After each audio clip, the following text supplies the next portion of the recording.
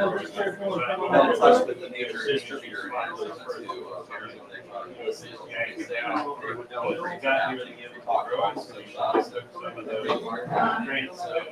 it seems like enforcement's not there, but again, that could change. Oh, they raided my place, but not yours. You don't want to be that person. One thing to say, but what about that guy? Yeah, what about it's right over there at the gas station. That's right.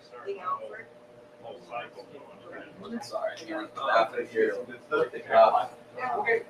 All right. Yes, sir. Hang on.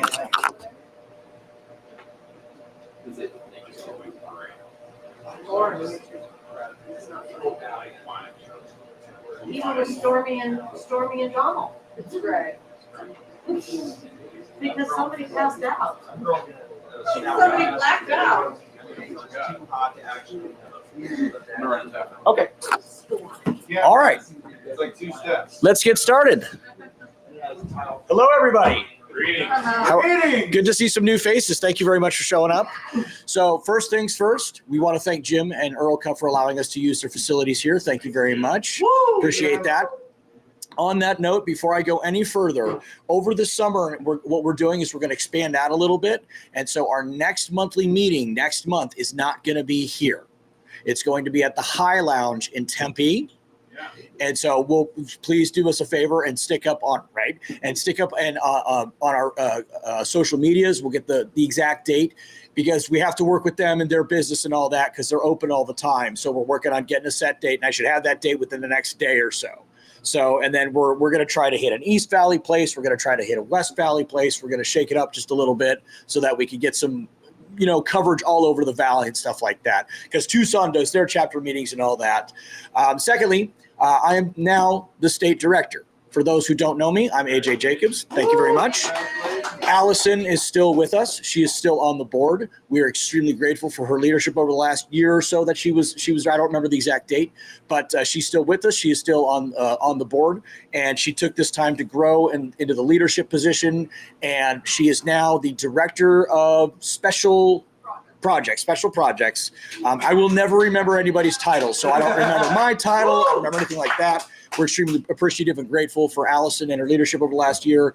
And what she's going to be doing now is focusing heavily on the DCS reform and focusing heavily on just special projects that are coming up within NORML that we need to down at the legislature and all that.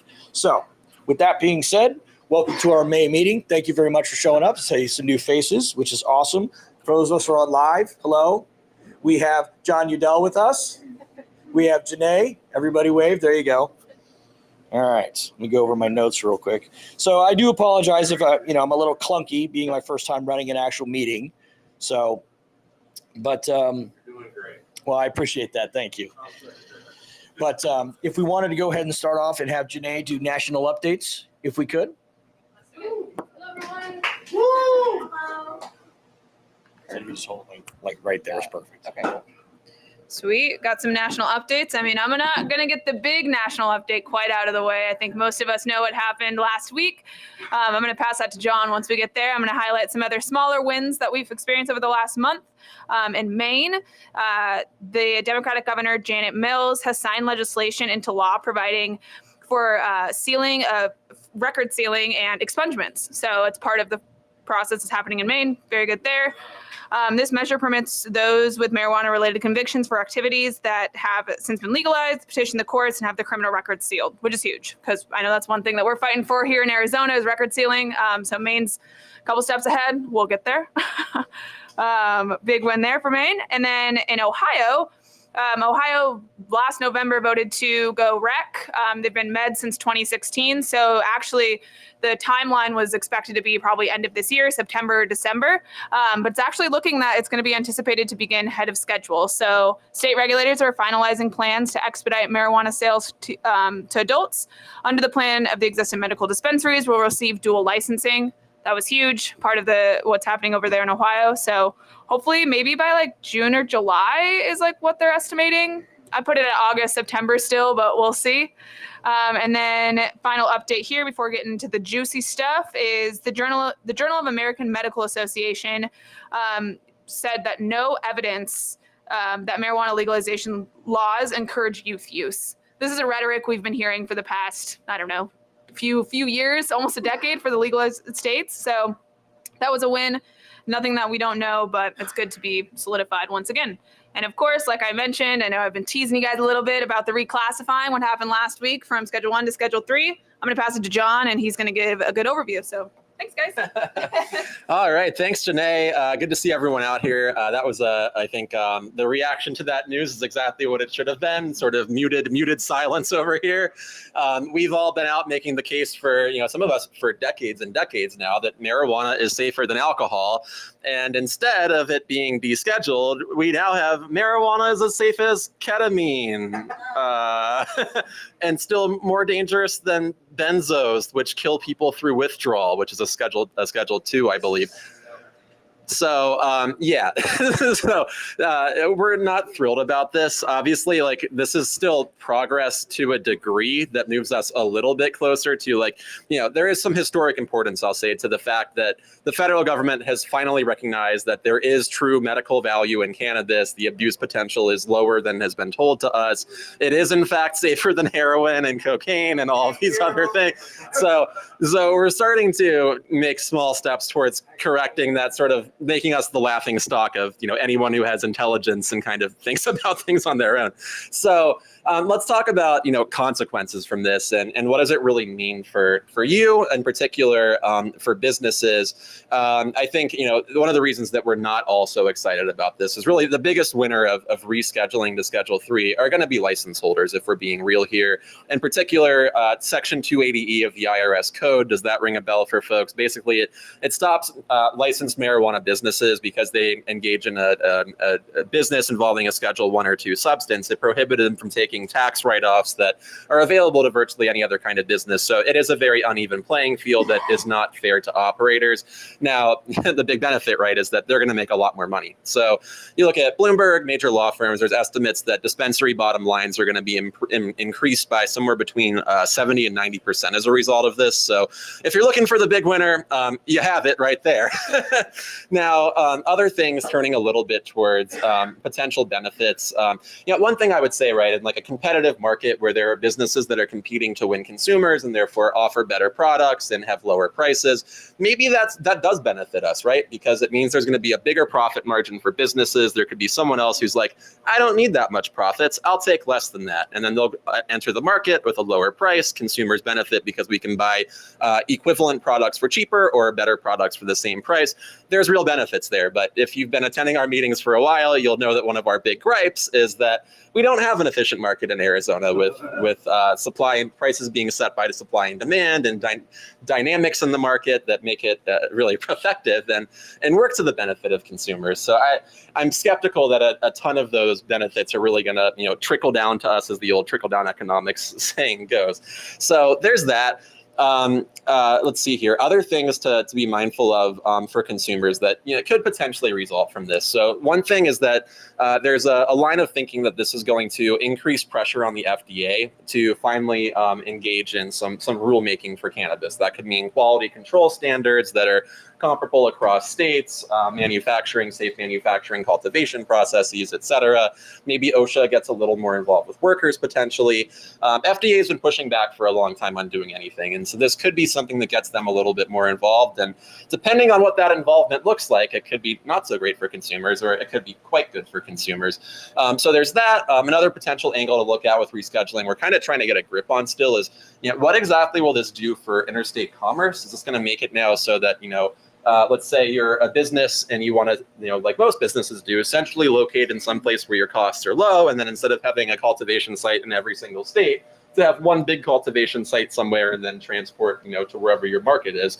So again, more things that could lower costs and benefit consumers, potentially more so in an efficient market. So those are some of the highlights. Another, I think, big open question that folks have been reaching out to me over is what does this do for health insurance? Like if I get a prescription from my doctor now that there's an accepted medical value, will I be able to get, insurance to pay for my cannabis? And I think that's very much an open question at this point. I expect you're going to see a lot of insurance companies come back and say, well, there are cheaper and equally effective treatments that aren't cannabis, and we're going to recommend those instead.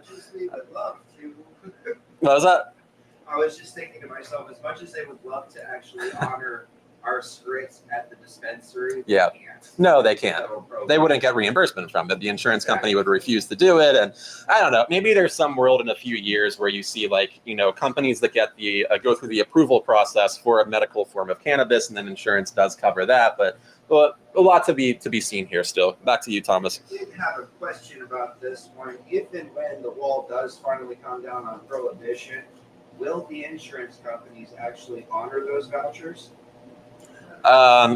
So again, I mean, the way it works with insurance right now, for the most part, is it's not just like I qualify for this substance, therefore insurance company, you give it to me for free. Insurance vouchers right now honored in California. Uh-huh. They're fighting the court system currently. They haven't gotten a judge's decision yet, so that's why I was asking that question. Yeah. I don't know that it's gonna make a big difference, and I haven't been tracking that litigation very carefully to see the specific arguments that are raised there. So I can't really comment on that at this time. But if you want to send me something before next meeting, I can probably speak to it later. Any other questions about rescheduling before we move on? I see a hand back there. What does it do to the medical market? So a variety of different things that we've already discussed for the most part, insofar as it will save medical dispensaries a lot of money. When it comes to taxes, it will slash their tax bill by, I think, at least half. So in theory, that means things could be cheaper for patients if those costs are passed along to consumers. But an observant person who's been going to our meetings for a long time might wonder, but why would they lower their costs if there's nowhere else that can open up that will offer it for cheaper? And that's a brilliant question I don't have an answer to. So any other questions with rescheduling? Again, there are, I think, a lot more questions probably at this point in time than we have answers for, because we're just starting the rulemaking process. But Eric, go ahead. Timeline. Yeah, that's a wonderful question. The high confidence answer that I can give is it's not going to be tomorrow. This is going to be the beginning of a lengthy process. Yeah, it's going to be the beginning of a lengthy process. So basically, my understanding is we effectively kicked off or about to kick off the rulemaking process, where there will be an invitation for the public to comment on the rules and what exactly they look like, and then a long period of responding to those comments, finalizing the rules pursuant to administrative law. So any number of months, I think. Less than a year, most likely, but we're a ways down the road still.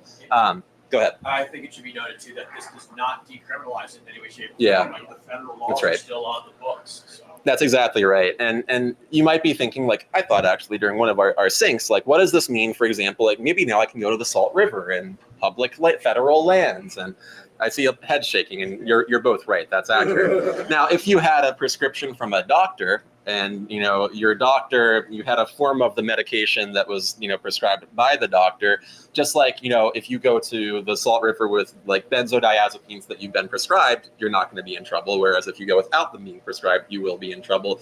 Basically same exact thing you're looking at for cannabis. So I was hopeful early on. That said, though, it's circling back on the comment about FDA and how this could change the sort of different pressures that are in play. I'll note that I went to the Salt River a couple of weeks ago, and there was a big sign as I'm driving up that was hanging with buds, bring a designated driver. Don't get locked up in the joint. So, it's like, oh, wow, feds, you're telling me that I can smoke cannabis on federal lands as long as I have a DD? Okay. Don't go in the ignition. Yeah, sure, you're fine. That wasn't legal advice for me, for the record. But I think I'll let that wrap up our discussion and rescheduling. Unless there's any more questions, I'll throw it back to AJ, unless we're ready for... I was going to move right into political updates and introducing our political director. Yeah, okay. Because I'll stay up here a little bit longer and continue to hog the microphone. So I do have some updates. We're down to just 4 bills at this point. We obviously started off with a lot more this year. So I'm just going to run through those from start to finish. We'll start with the delivery bill because we also had some other relevant news this month on delivery. There was the first draft of adult use delivery rules that just came out last week. So let's start, I guess, with some of the restrictions that are in those draft rules, and then I'll circle back and talk about how this bill would change them. So, restriction number one, at least significant number one on my list, a property owner can tell your dispensary that you're ordering from that no marijuana should be delivered to that address. So, think like you're an adult living with your parents. Your parents like, I don't want you smoking weed at home. I'm calling the dispensary and saying you're not allowed to deliver here. And they could do that. Or you could live in you'd be a tenant and your landlord could be like, no marijuana in my house, and then call the dispensaries and put them on notice there are no deliveries, and then there will be no delivery to that house. Now that would effectively mean you can't do delivery because you have to get the delivery to your personal residence. So effectively, like, landlords can bar you from getting delivery whatsoever, as could your parents if you're living with them, or any other third party who's the owner of your residence. So that's number one. Restrictions now towards kind of the business side for the most part. So actually one more consumer one, and that's that you can only place orders during the dispensary's hours of operation. That means like you can't go online at 1 and 1 in the morning when they're closed and then place an order for the next day. I have literally no idea why that's the case in here. But hope to find out. I'll note that the last thing I did before I drove to this meeting was to email the higher ups at DHS and be like, hey, I want to talk about your rules. I got concerns. So have more info on that soon. Now, turning to restrictions for small businesses, in the rules, which will then, of course, affect all of us. First major item is that payment must be sent at the time of placing an order. And now you might be thinking, though, right? Like cash. How am I going to pay with cash on delivery at the time I place my order if I'm not at the dispensary? And that's a great question that I'm also curious about. I expect they're going to say, well, some dispensaries, have these debit card processing machines right now, and you got to use one of those. I don't know what the cost of that is, if it's something everyone can easily get, or otherwise. But that's got to happen. It looked like you want to chime in on feelings on. I like that because that makes there's no gray area. You can't say, well, I thought it was this, I thought it was that. When you place your order, you know how much it costs. Just as anything else. Mm-hmm. Yeah, no, that's for sure. No, I like that too, knowing the price at the time of ordering, but that's different than making the payment at the time of ordering, which you could know the price. And sure, when they drop off, you can give them cash when they get there. That's how it works for medical right now, or at least when I was using medical deliveries in the past. So that's a bit of a difference, I think, here. The other restriction, which I think is a really notable one in terms of, again, competition, and that's that.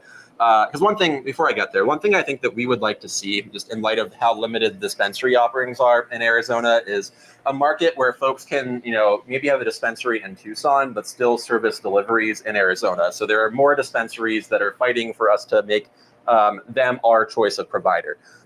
So this is not going to allow that. It's going to have a maximum number of product in the vehicle of only $2,500. So that's about 20 orders at a time, and you might wonder, like, how the heck is it going to be a profitable business for like a dispensary that's on the other side of Phoenix even to deliver to me way over in the West Valley if they can only have 10 people's orders in the car at the same time? That's not a heck of a lot of profit for each trip. So I think what you'll end up seeing is small geographic bubbles. Right now for medical, Superb, my understanding is they'll deliver about 10 to 15 miles away from the dispensary, but that's it. I'd love to see that be like profitable to deliver 100 miles away. So I've got 50 businesses that I can buy stuff from instead of just 2. Or 1, depending on where you live. So those are the restrictions. We've been hearing through the grapevine that this was coming for a while, as have others. So there's a bill right now called SB 1410, that's Senate Bill 1410, that concerns delivery. And it will primarily speak to those latter points. In particular, it will say that DHS rules cannot limit the distance a vehicle drives for delivery or the number of vehicles that a dispensary uses for adult use deliveries. So that way, hopefully allowing more dispensaries to serve a greater geographic area. That means each of us have more choices when we're going to shop for product. What does that mean? It means that dispensaries have a reason to lower their products. They can be the low-cost person that you decide to go to. So we are in support of Senate Bill 1410, continuing to work on that one actually very closely, probably one of our higher priorities at this point. So before I move on, any questions about that bill, about delivery rules, questions, concerns, comments? Go to Eric first. Yeah, so can the delivery service drop off to another location and then it's piggyback to the next location? Yeah, that's a great question. So you're kind of asking, I think, let's say you're TrueLeave and you get an order from someone who's in the West Valley, but for whatever reason, it's like trying to go through the East Valley location. And then I think the question is like, can they drive their stuff over to the West Valley location where it's closer to the person? And I tend to think, so I don't know the answer to that question. It's probably in the gray area someplace right now. And again, this is a draft rule, so we're going to see more versions of them that come out over time and might specifically address that. I tend to think, though, I actually had someone else ask me this question, just the same question earlier today, so it's on people's minds. My first thought off the cuff on that one is just I don't know what benefit there'd be to TrueLeave. Like they might as well just block you from ordering from that dispensary and then route you to the dispensary that's closest by, because presumably they'll have an ample store of whatever product you want at their different locations. There's a potential that won't happen, but in most cases. I was coming from the angle of brands that say I'm in this location but not that location. Yeah, I don't think that's going to fly. Probably, it would require at least an agreement between those different dispensaries to transfer the product. And if they're not carrying the one's not carrying the brand, it's probably going to still not want to carry the brand. Oftentimes for unfortunate political reasons. But I digress. So We have a question. Okay. Question: if your delivery is to customers, that large amount of money.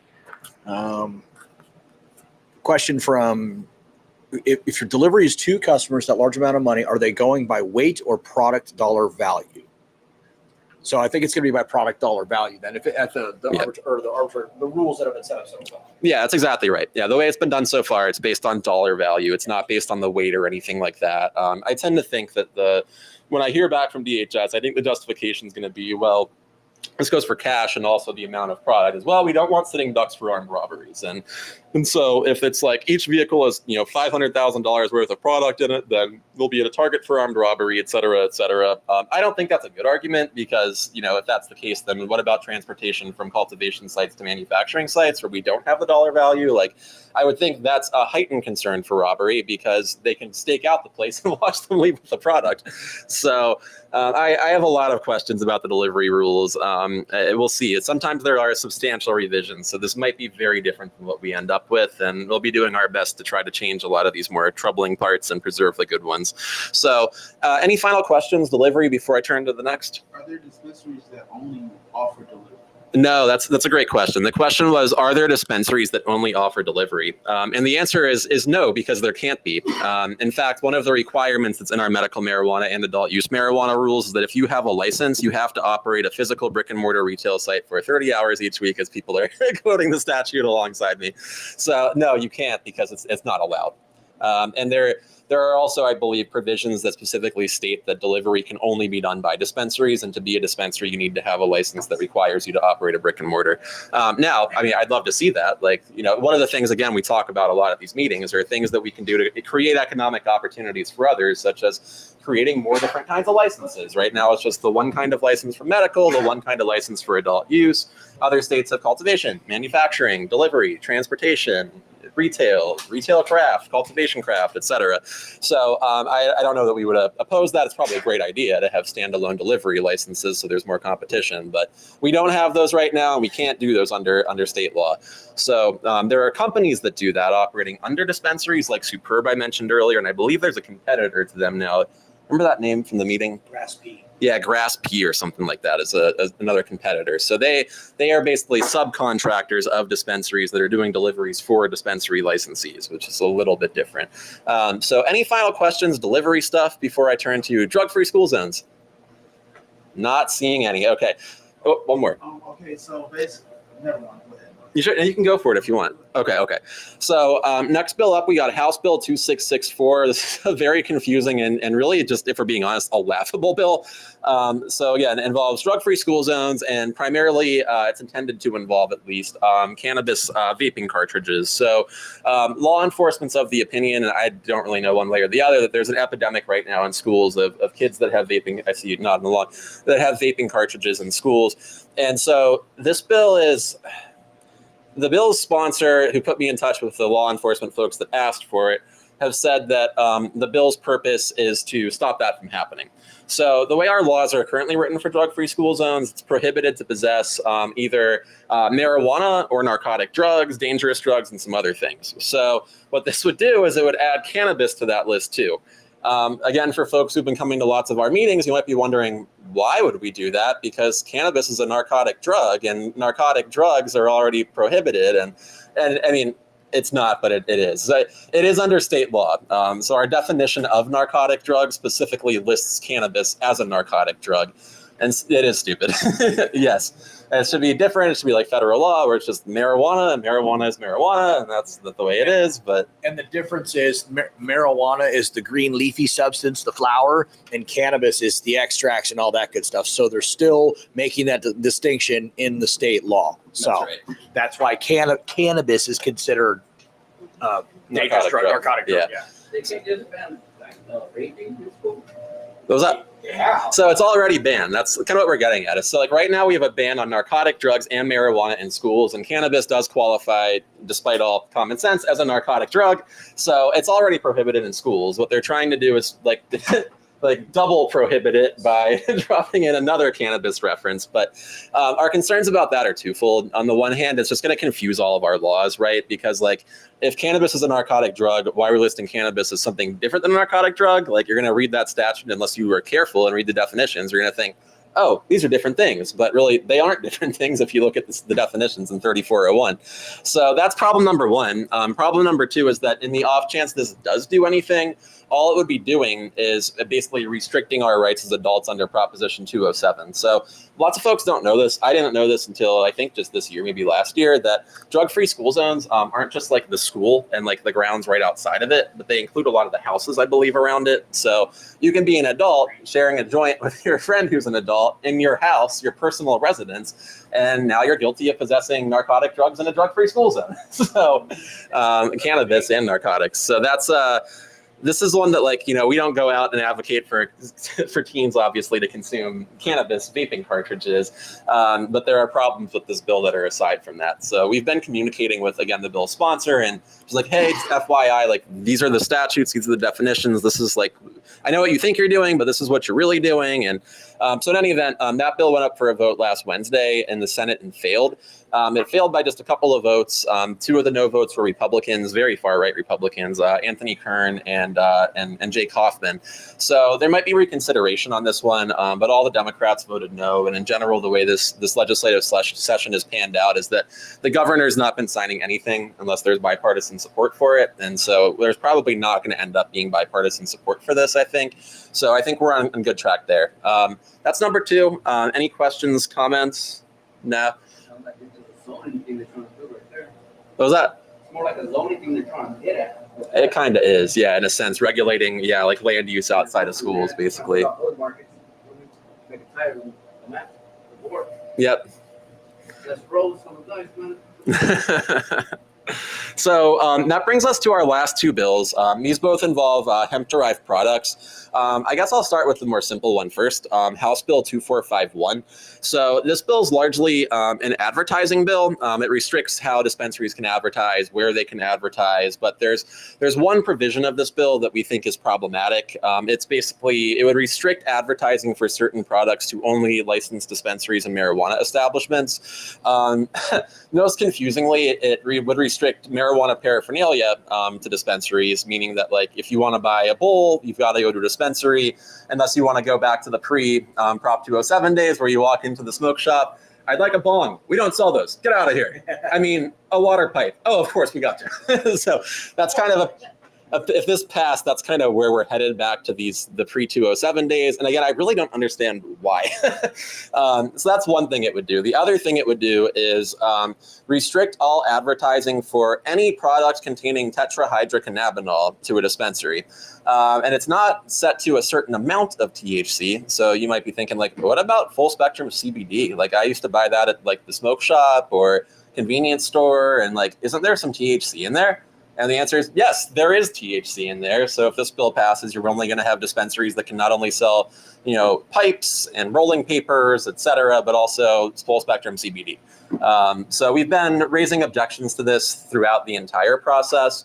It's passed the House at this point. It's passed committee over in the Senate after they really pulled some tricks on this one. And and they got it added to an agenda for a committee hearing the day of the hearing, I think like an hour before the hearing. So we just like happened to be down there for something else, and I'm like, oh, I'll look through the calendar and see where'd this come from? I just checked this earlier today and it wasn't on here.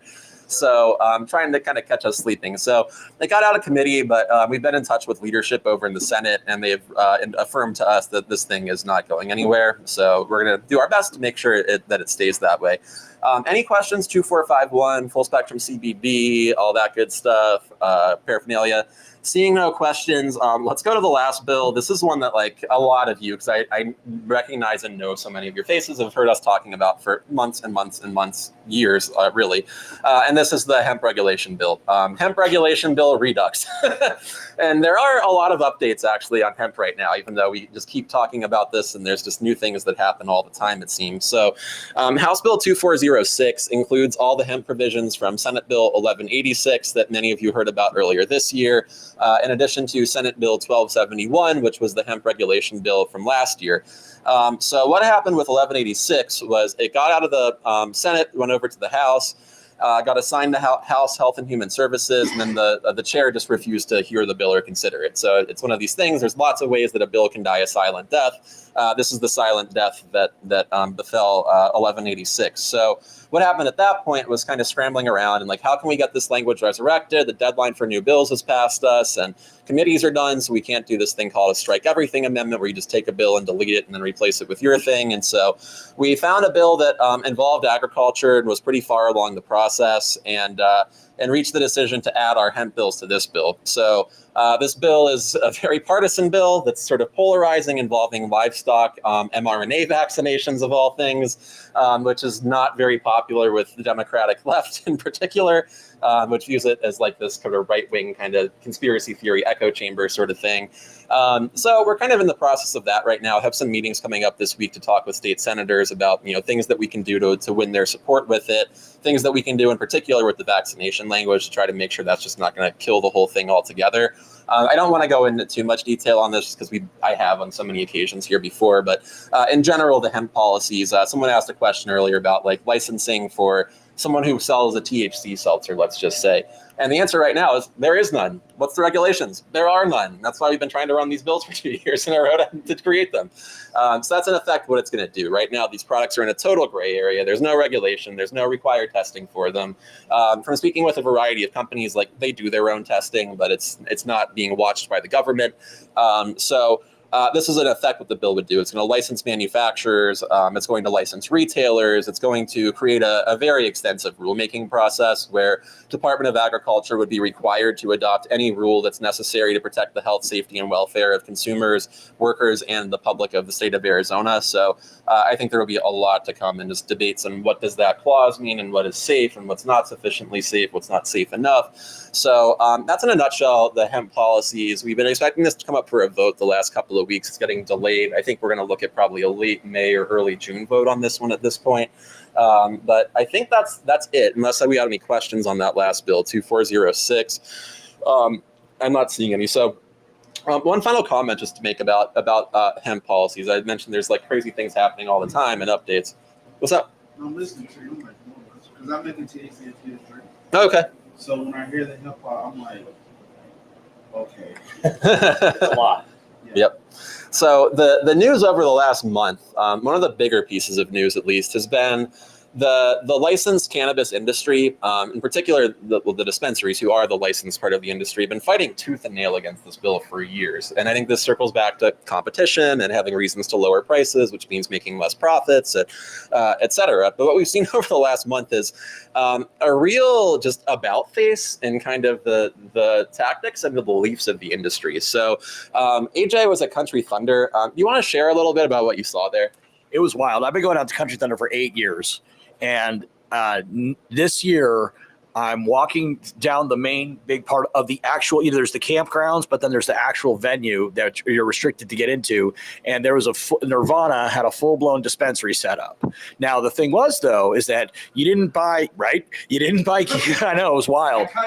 Yeah. Next to the sheriff's. No. Right next to the Pinal County Attorney's Office. And, I mean, it was all over the place. And now the caveat was you bought this towel for $35 and then went and got a cart. Right. It was wild. And Say you swear. It was insane. I'm about to get fucking rich. It was the merchandise. In Washington, D.C., you have to buy a poster. And Right. then you get your free gift. That's exactly what it I'm was. about to get fucking rich. Well, What are these people but that they're gonna keep? the other thing was though too is that the actual Country Thunder vendor bars were selling THC infused drinks. That's right. It was wild. And so, Tom, you've been around, I think, at the activist sort of things for a long You time. hear this shit? Can you refresh my memory? Wasn't there like a case about this in the early days in Arizona about compassion clubs and paying a fee for something else and then getting flower? Absolutely, yes. As a matter of fact, this is a good way of disguising a solicitation. Now, Yes. is Nirvana a state brand dispensary? That I don't know. They are a licensed operator. for Yes. sure. If they are a licensed operator, then they are allowed to distribute and sell as they should do so under the new laws, the recreational laws. At a dispensary only, though. for At a compliance. dispensary only. Right. Yes. Brick and mortar. Yeah. They're not allowed to go distributing it at an event because That's right. they're not allowed to do that by law. That's right. And here they are fighting for And their here they are using the same loopholes they fought us on in court. Yep. And That's they right. have the right to commit this form of hypocrisy? Yeah, I'm gonna preach that to the day I die. That's hypocrisy. Yep. I saw you laughing, and I'm like, you need to go to Thomas hypocrisy because right there, if I've ever fucking heard it. he knows the backstory. I think I saw a comment up here too. Yeah, it was pretty wild though. Oh. Like again, and it was also wild that the crowd of people is not normally into the THC thing, but there were lines out the door. There was people all over the place, and I mean, I have a good working relationship with the Pinal County Sheriff's Office. They just smile and wave and say, "Don't be stupid. Just mind your P's and Q's and don't be stupid." So. Yeah. And I've got one more story like that too. That's kind of similar. I'll get back to you in a second here. So shortly after this, I think AJ, 3 or 4 days, we had that message on our text message thread where there was someone spotted I see Janae chuckling. She knows what I'm about to say.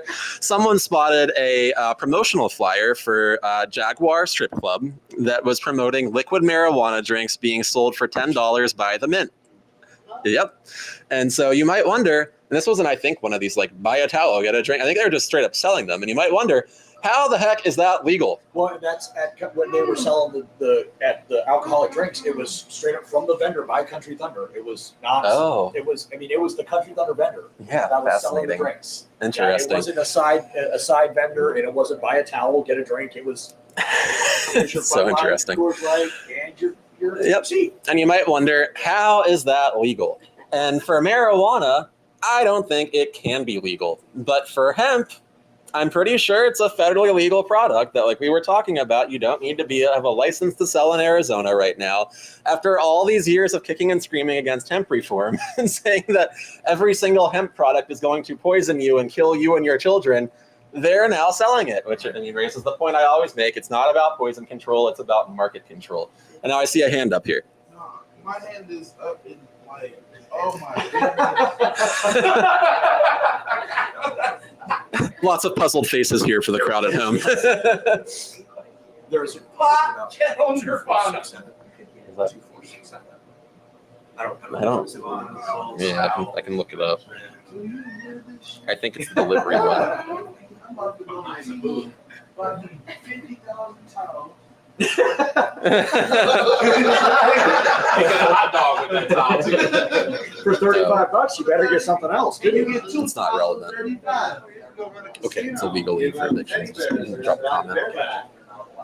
So, are we kind of winding down? Yeah, okay. I'm gonna pass it back to There's a you. lot of ways to make things. So, any final questions, comments, etc., on political updates, the revelation that dispensaries have learned to stop worrying and love the bomb, as I continue to quote Dr. Strangelove on this issue. Yeah, that too. They're making it. Make it up as they go. Yeah. They're making it. That could be true.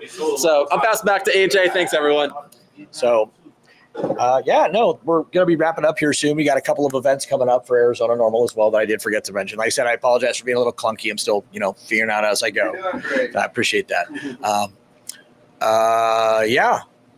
What am I forgetting? Please help me out here. Well, you do over events. No, the events we got coming up here, we have a bowling event that's going to be coming up. And we do have everything on our calendar on our website. And what else do we have, Janae, for events? Can you remember off the top of your head? Dialogue. I know that Canna Friends, Tucson, and Phoenix are going until like June, July. Yes, we're gonna have a break in. We're gonna have a break in summer. Yeah, and for our Tucson folks, please attend the Tucson normal meetings down there. They're doing a bang up job. We don't ever give them enough credit up here at our meetings here. Our Tucson folks are killing it down there. Yeah, they are. We have some real rocks. We do. It's incredible. Yes. So I got one more event. Dialogue and Maggie Jean are doing a mocktail hour. That's going to be Thursday, May 16th from 6 p.m. to 9 p.m. I missed the one last month, which was the inaugural event, but I heard great things about it. So I'll be out there potentially with Alice and there's some other folks on May 16th. And yeah, if you want to stop by, please do. question. Actually, I have a legal update from the Cannabis Church. Whenever you guys are, I'm usually at the tail end. Yep. So give me, when you are. come on up. Pause has their event that one too on the 16th. Oh. There's three, I think there's 3 competing events Yeah, on the Pause does 16th. have one on. And Blunt Brunch has their event too. So pause and blunt brunch too. also for our other events. Take it away, sir. Howdy, guys. Blessed be and give thanks. I'm Pastor Tom with the New Age Cannabis Church. Nice seeing everyone again.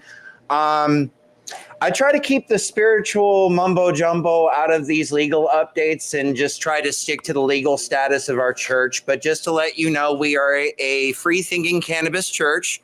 All members of all faiths are welcome. So it doesn't matter who you worship, as long as your deity brings a joint to church with them, you're welcome to join our congregation and smoke with us. So with that being said, all members of all faiths are welcome. If you're curious, we're pro-choice, we're pro-LGBTQ, we're pro-rainbow, we're pro all that stuff. If you smoke weed and you're a spiritualist, you're welcome here. And I got some good news and some bad news. We finally have decided to open up our doors and decided to host our first event, Cannapalooza. And I'm happy to report we took a vote.